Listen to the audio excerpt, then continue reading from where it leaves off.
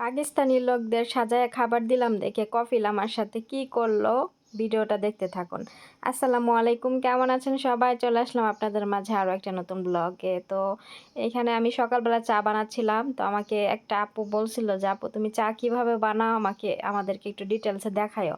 তো এই জন্য ভাবলাম যে ডিটেলসে দেখাই। তো প্রথমে আমি চুলায় পানি গরম দিছিলাম, তারপরে আমি পরিমাণ মতো চিনি দিছি, তারপরে চায়ের যে লিকার ওইটা দিয়ে কিছুক্ষণ জাল দিয়ে নিছি। এরপরে আমি এই যে দুধ আছে হচ্ছে দুধের কোটা দিচ্ছি, এটা হচ্ছে আলমুদিস হচ্ছে দুধ। এই দুধ দিয়ে চা অনেক মজা, এটা হচ্ছে ওমানিরা এই দুধ দিয়ে চা খায়। তো এখানে আমি 2 কৌটা দুধ দিয়ে দিচ্ছি। তারপরে আমি এটাকে ভালো মতো জাল দিব, আর এর মধ্যে আমি হচ্ছে একটু এলাচের গুঁড়ো দিব। সবসময় আমার ম্যাডাম আগে কিন্তু চায়ের মধ্যে এলাচের গুঁড়া খাইতো না, কিন্তু তারপরে হচ্ছে এখন এলাচের গুঁড়ো দিয়ে চা বানাই দেওয়ার পর থেকে খেয়ে মজা পায়। এই জন্য এলাচের গুঁড়ো হচ্ছে আমি দিই। আর এইখানে আমি হচ্ছে ভুলে গেছিলাম, আমি 2 কৌটা না, আমি হচ্ছে 3 কৌটা দুধ দিছি, কারণ দুই দুই ফ্লাক্সে চা হবে। একটা হচ্ছে আমাদের বাসার জন্য, আরেকটা হচ্ছে যে পাকিস্তানি যে লোকগুলো আমাদের বাসায় মোটর বসানোর কাজে আসছে, ওনারা নিয়মিত কাজ করে, তো ওনাদের জন্য ছোট এক ফ্লাক্স। এর জন্য আমি পানিটাও একটু বেশি করে দিছি এবং 3 কৌটা দুধ দিছি, যাতে করে দুধটা একদম পারফেক্টভাবে হয়। অল্প দুধে কিন্তু চা মজা হয় না। তো আমি একটু সবসময় চার মধ্যে দুধ বেশি দেই, এর জন্য মজা হয়। আর এখানে আমি এই যে এলাচের গুঁড়ো অল্প আমি দিয়ে নিলাম, একটু একটু করে 3বার দিলাম। তারপরে ওইদিকে চা হচ্ছে, আর এইদিকে আমি যে লোলা হচ্ছে বানাবো। তো সকালের নাস্তা আজকে এগুলাই ছিল আমাদের জন্য, আর ওই যারা কাজ করতে আসবে তাদের জন্য আমি অনেকগুলা লোলা বানাবো আজকে। এজন্য আমি তাড়াতাড়ি রান্নাঘরে চলে আসছি। 4টার সময় একবার এসে হচ্ছে লোলার জন্য ময়দা মাখায় রেখে তারপর রুমে গিয়ে একটু রেস্ট করছি। রেস্ট করে আবার 40 মিনিট পরে রান্নাঘরে আসছি, মানে 5টার আগে আজকে রান্নাঘরে চলে আসছি। কারণ এই যে ছোট পাতিলার ভিতরে একটা একটা করে দিয়ে ভাজতে হয়, আর ভাজতে গেলে অনেক সময় সময় লেগে যায়, অনেকগুলা যেহেতু বানাতে হবে। আর আমাদের বাসার জন্য বানাইলে আমি হচ্ছে 13-14টা করে বানাই, কিন্তু যেহেতু ওই লোকগুলা আজকে নাস্তা দিব ওনাদেরকে, এর জন্য একটু বেশি করে বানাচ্ছি। তো ওইদিকে চা আমার বলকে এসে গেছে, দেখেন উপরে চা উতরাইতেছে, আর এইদিকে আমি লোলাগুলা ভাইজে নিতেছি। অনেকগুলা লোলা আগে বানাই নিয়েছিলাম, তারপরে হচ্ছে আমি এই করতেছি। আচ্ছা, এইটা হচ্ছে আরব দেশে লোলা বলে, আর আমাদের দেশে লুচি বলে। তো ওরা আমি আসার পর থেকেই দেখি এগুলারে লোলা বলে। তো আমি ভাবি যে এগুলার নাম তো লোলা না, এগুলো হচ্ছে লুচি। আমাদের দেশে লুচি বলে, কিন্তু ওদের ভাষায় ওরা লোলা বলে। বলে না এক দেশের গালি এক দেশের বলি, তো এটা হচ্ছে এইরকম হয়েছে। তো যাই হোক, আমি এই যে লোলাগুলা ভাজতেছি, দেখেন ফুলে উঠতেছিল। আজকেরটা যদিও ভালো মতো ফুলে নাই, বানানো পাতলা হয়ে গেছে নাকি একটু কি কি সমস্যা আমি বুঝতেছি না। এমনি আমি যখন লোলা বানাই সাথে সাথে দেওয়ার সাথে সাথে একদম ফুলে একদম বলের মতো হয়ে যায়, ওগুলো অনেক বেশি সুন্দর হয়। আজকেরগুলো তেমন একটা ভালো হয়নি, যাক ব্যাপার না, তারপরে যতটুকু ফুলছে অতটুকুই এনাফ। আর হচ্ছে এই বাসার কাজের চক্করে আমার জীবনটা শেষ। তো এটাই আজকে শেষ ভিডিও। বাসায় যে কাজ আজকে শেষ, খাবার দিব ওনাদের, এরপরে ওনারা কাজ শেষ হয়ে যাবে আজকে। তো আজকে কাজ শেষ হইলেই আমারও একদম মাথার থেকে একটা বোঝা নামবে। তো আমার এই কাজের চক্করে মনে করেন আমার জীবনটা তেনা তেনা। এই সকালবেলায় এই ভিতরে ঢুকি, আর এই যে দুপুরে রান্না বান্না করে বের হই, তারপরও আমার কফিলে রুমে আসতে দিবে না। বলে যে হচ্ছে ওইখানে ঘরের সামনে কাজ করতেছে, রুমে গিয়ে কি করবি। পরে আমার রাগ উঠা গেছিলো যে আমি আমার রুমে গিয়ে আমি হাত মুখ ধুই, হয়তো বা একটু আমার মন মতো করে আমি বসে থাকি নয় শুয়ে থাকি। এটা ওনাদের ভিতরে কি ওইভাবে থাকলে আমি পারবো? আর এখন লাগাইছে ক্যামেরা। হ্যাঁ, তো আমি চাইলে কি ওখানে এখন শুয়ে থাকতে পারবো ক্যামেরার ভিতরে? এগুলা হচ্ছে কেমন আমার নিজের কাছে আনইজি লাগে, যে ক্যামেরায় ওনারা না দেখুক। ক্যামেরা তো আর সবসময় নিয়ে বসে থাকে না, যখন বাসায় কোনো সমস্যা হয় তখন হচ্ছে ক্যামেরাই করে। আর ওই দিন ফয়সাল কি করছে, 2 লিটার একটা 7 আপের বোতল, মানে আমার এই যে বাসায় যে লোকজন কাজে আসছে ওনাদের জন্য 2 লিটারের 7 আপের বোতল আনছে আমার কফিলে। তো ওনাদেরকে দুপুরে খাবারের সময় 7 আপ ওই বোতলটা দিবে খাওয়ার জন্য, ফ্রিজে রাখছে। ফয়সাল কি করছে, সকালবেলা এই 2 লিটার 7 আপের বোতল পুরাটা খাইয়া ফেলছে। তো খাইয়া খালি বোতল ফ্রিজে ঢুকায় রাখছে। তো আমি দেখে তো বুঝতে পারছি যে এটা ওই করছে। তারপরে শেষে আমি আমার কফিলে রান্নাঘরে আইসা দেখছে খালি বোতল, তখন বলতেছে লা হাওলা ওয়ালা কুয়াতা, মানে এরকম মানে এই দোয়া পড়তেছে আর বলতেছে যে এটা কে খাইছে, এটা ওই খাইছে নাকি ফালাই দিছে। উনি ভাবছে ফালাই দিছে। পরে শেষে আমি ওনাকে বললাম যে আপনি ক্যামেরা চেক করেন, দেখেন যে কি ফালাইছে না খাইছে। পরে ম্যাডাম দুপুরে বাসায় আসছে, আসার পরে হচ্ছে আমি ম্যাডামের মেয়েকে বললাম যে ও আজকে 2 লিটারের 7 আপের বোতল খাইছে না ফালাই দিছে আমি জানি না, তোরা একটু ক্যামেরা চেক কর। পরে শেষে পরে টাইম জিজ্ঞেস করলো কয়টার সময়, আমি বললাম সকালবেলা। তো সকালবেলার টাইমে ওরা হচ্ছে ক্যামেরা চেক দিল, দেওয়ার পরে দেখে যে ও 2 লিটারের 7 আপের বোতল পুরাটা খায় ফেলছে ক্যামেরা চেক দেওয়ার পরে। তো দেখেন এরকম অনেক কিছু ফ্রিজে থাকে, ও কি করে ফালাই দেয়, তারপর নয় খেয়ে ফেলে। কিন্তু আমার ম্যাডামে মনে করে যে ওই হয়তো ওনারা ক্যামেরাটা যদি না থাকতো তাহলে ওনারা মনে করতো যে ওই ওর পক্ষে 2 লিটারের 7 আপের বোতল খাওয়াটা সম্ভব না, ঠিক আছে, এটা হয়তো বা ওনাদের একটা ধারণা থাকতো। তারপরে যখন ক্যামেরা চেক দিল, দেওয়ার পরে যখন ধরা খেলো যে ওই খাইছে পুরাটা, তখন সে বিশ্বাস করলো যে না ও খাইতে পারে, ঠিক আছে, কারণ ও যে ফয়সাল কিন্তু খোলা ছিল, ফয়সালের দেখি দৌড়াইয়া 5টা 20-এ আমার কাছে রান্নাঘরে চলে আসছে। মনে করেন যে আমার মনে হয় যে ওর যত খাবার দিবে ও খাইতেই থাকবে, এরকম অবস্থা। মানে খাওয়া নিয়ে কখনো হতাশ হয় না, খাইতে খাইতে মনে করেন বসে থাকতে পারে না, শুয়ে পড়ে, এরকম অবস্থা। তো প্রচুর খাইতে পারে ওই। তো যাই হোক ক্যামেরা লাগাইছে বাসায়, এতে আমার কোনো সমস্যা নাই, এটা আমার জন্য ভালো, কারণ ও হচ্ছে বাসায় অনেক ফয়সালে রান্নাঘরে গিয়ে অনেক কিছু নষ্ট করে ফালাই দেয়, এগুলা ক্যামেরায় চেক দিলে ধরা খায়, ঠিক আছে। তো তো এই হচ্ছে কথা। তারপরে আমার আমার ভিডিওতে যে আমার কফিলে বাসায় লোক পাকিস্তানের লোক কাজের জন্য আসছে, এটা শেয়ার করি। তো আমার মা এগুলা দেখে, আমার মা দেখে বলতেছে কি যে লোকটা বাবার কাজ করতেছে, মানে উনি উনি বাবার যে কাজটা করার দরকার, যে বাবা মেয়েদেরকে পুরুষ মানুষের সামনে যাইতে দেয় না, ওইরকম শাসনে রাখে, তো উনি হচ্ছে আমার বাবার কাজ করতেছে, মানে এরকম আর কি আমার মা বলছে। তো যাই হোক, তারপরে আমি আর কিছু বললাম না। আর হচ্ছে কি ওরা হচ্ছে বললামই তো যে অনেক দুর্নীতি হয়, যে অন্য দেশের লোকরা দেখা যাচ্ছে যে অনেক মেয়েদেরকে একা পাইলে অনেক ধরনের কথা বলে, বাজে ইঙ্গিতে তাকায়। তো এই জিনিসগুলা ওনারা চায় না যে কেউ বাজে ইঙ্গিতে তাকাক, একটা কথা বলুক, ঠিক আছে। তো আমার কফিলে হচ্ছে চুল কাটতে যাবে ফয়সালের, তো আমি রুমে কাজ শেষ করে এসে আমি জাস্ট চুলটা আশ্রাইয়া ওয়াশরুমে গেছি হাত মুখ ধুইতে, ওই সময় আমার কফিলে ডাকা শুরু করছে। তো আমি বললাম কি, পরে আমার রাগ উঠে গেছে যে আমি ওয়াশরুমে, একজন মানুষ যদি ওয়াশরুমে যায় তাহলে কেউ ডাক দিলে কেমন, বিষয়টা কেমন লাগে না। আর উনি হচ্ছে পুরুষ মানুষ, এখন আমি বলতেও পারতেছি না যে আমি ওয়াশরুমে আছি, ঠিক আছে। যাই হোক, তারপরে আমি হাত মুখ ধুইয়া বের হইলাম। বের হওয়ার পরে আমি মুখটা না মুইছে আমি মাথায় ওড়নাটা নিয়ে আমি বের হইছি। বের হয়ে আমার তখন জিদ উঠে গেছে।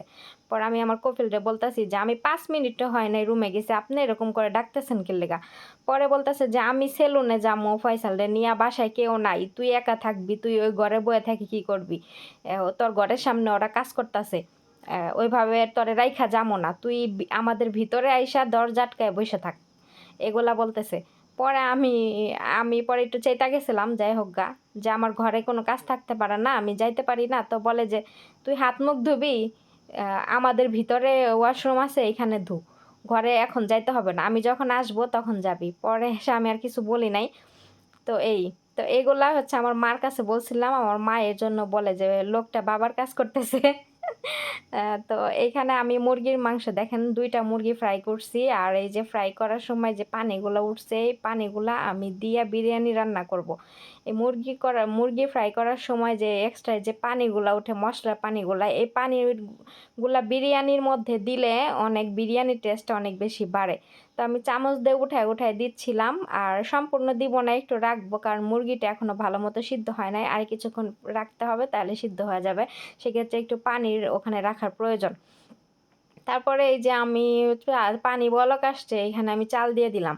আর ওই যে শুকনা শুকনা দেখতে পাচ্ছেন আস্তে আস্তে 4টা লেবু দিছি, এটা হচ্ছে কি লেমন লুমি বলে, লেবুর শুকনা লেবু লুমি বলে, তো এটা দিলাম। এখন আমি ঢাইকা দিব, ঢাইকা দিয়া পরে হচ্ছে করব। আর এখানে আমি সালাদ বানাই নিচ্ছি। আর এত পরিমাণে গরম, প্রচুর গরম, প্রচুর গরম। তো এখানে আমি সালাদ বানাই নিচ্ছি আমাদের জন্য আলাদা, আর ওই যে লোকগুলাকে খাবার দিব পাকিস্তানি ওনাদের জন্য আলাদাই যে বড় বড় করে কাটতেছি, আর আমাদের বাসার জন্য আমি ছোট ছোট করে কাটতেছি। তো আমি কি করছি, এই যে সালাদ বিরিয়ানির সাথে মুরগি ফ্রাই আর সালাদটা আমি বানাইয়া ভাবলাম যে আলাদা প্লেটে কি দিব, এই মানে বিরিয়ানির উপরে আমি মুরগির পিসটা রাখছি, তার সাইড দিয়ে আমি শসা আর একটা টমেটো সুন্দর মতো কাইটা মানে সাজায় দিছি। তো এটা সাজাই দিছি দেখি আমার কফিলের সমস্যা হয়ে গেছে। আমার কফিলের রান্নাঘরে এসে দেখা বলে কি এটা কাদের খাবার, পরে আমি বলতেছি ওনাদের। তখন উনি বলতেছে যে তুই এভাবে সাজাই দিলি কেল্লিগা, মানে কি একটা অবস্থা, মানে ওনাদেরকে খাবার আমি সাজাই দিছি কেল্লিগা, এটা ওনার সমস্যা হয়ে গেছে।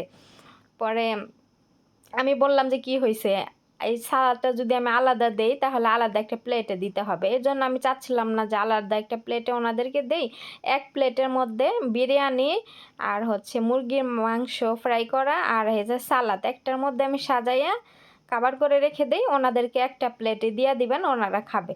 তাহলে আলাদা আলাদা তো প্লেটে দেওয়ার দরকার কি। এখন উনি বলতেছে ও আচ্ছা, তুই ওদেরকে মায়া করস এর জন্য সাজাই দিতেছস, এরকম বলতেছে। ঠিক আছে, আসলে একজন পরিশ্রমী মানুষ পরিশ্রমী মানুষের কষ্ট বোঝে। যেমন আমি কাজ করি, আমি কিন্তু একজন কাজ কাজ যারা করে তাদের কষ্ট বুঝবো। আর আমি যদি শুয়ে বসে থাকি তাহলে যারা পরিশ্রম করে আমি কিন্তু তাদের কষ্ট বুঝবো না।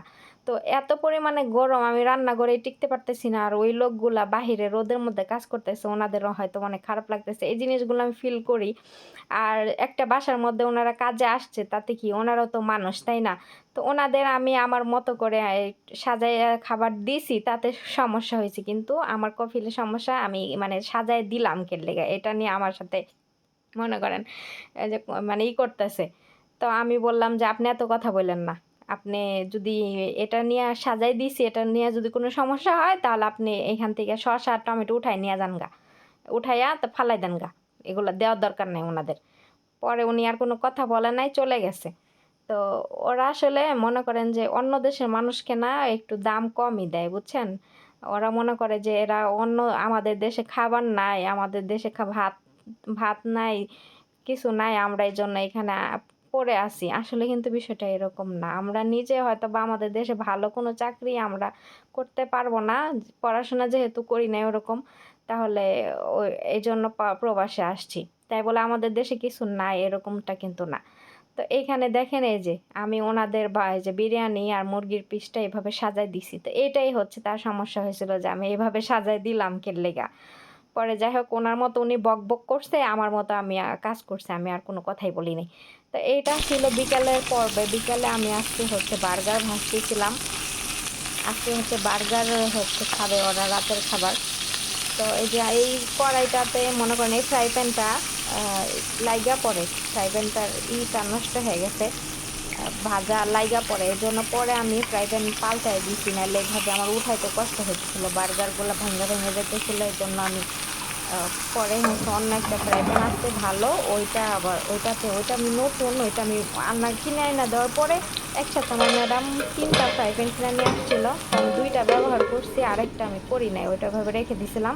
তো ওইটা আমি এখন ব্যবহার করি এখন, কারণ ভাবলাম যে রেখে দিয়ে কি হবে, যেহেতু এই 2টা নষ্ট হয়ে গেছে, মানে যে একটা তেল তেলা ভাব যেটা থাকে না, অল্প তেলে ভাজা হয় ওই, মানে এটা খসখসে হয়ে গেছে, ওই ভাবটা নাই, তেল তেলা ভাবটা নাই।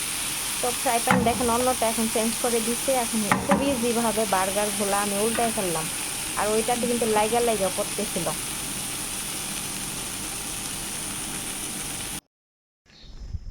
গতকালকে সকালেও এই রুমের অবস্থা উল্টাপাল্টা ছিল, আর আজকে দুপুর আগের জায়গায় ফিরাই নিয়ে আসছি। বাসার কাজ শেষ,